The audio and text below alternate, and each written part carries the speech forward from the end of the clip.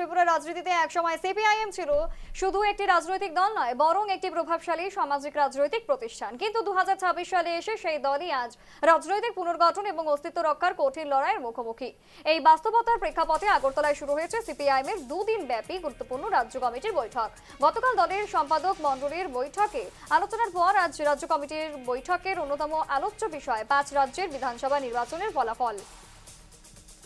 এবং সেখানে সিপিআইএম এর ভোট শেয়ার করলে কার্যত কেরলে 21.77% হলেও পশ্চিমবঙ্গে 4.45%, তামিলনাড়ুতে 0.60% এবং অসমে 4.47% এবং সেই সঙ্গে পুদুচেরিতে মাত্র 0.06% সীমাবদ্ধ। এই পরিসংখ্যান জাতীয় স্তরে দলের সংকুচিত রাজনৈতিক পরিসরের প্রতিফলন।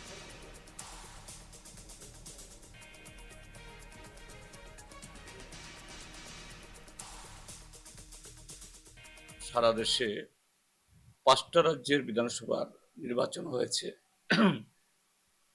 এবং এই 5টা রাজ্যের নির্বাচনের ফলাফল আমাদের দেশের রাজনীতির যে ভারসাম্য, এতে এই ফলাফলে একটু অন্যরকম হয়েছে।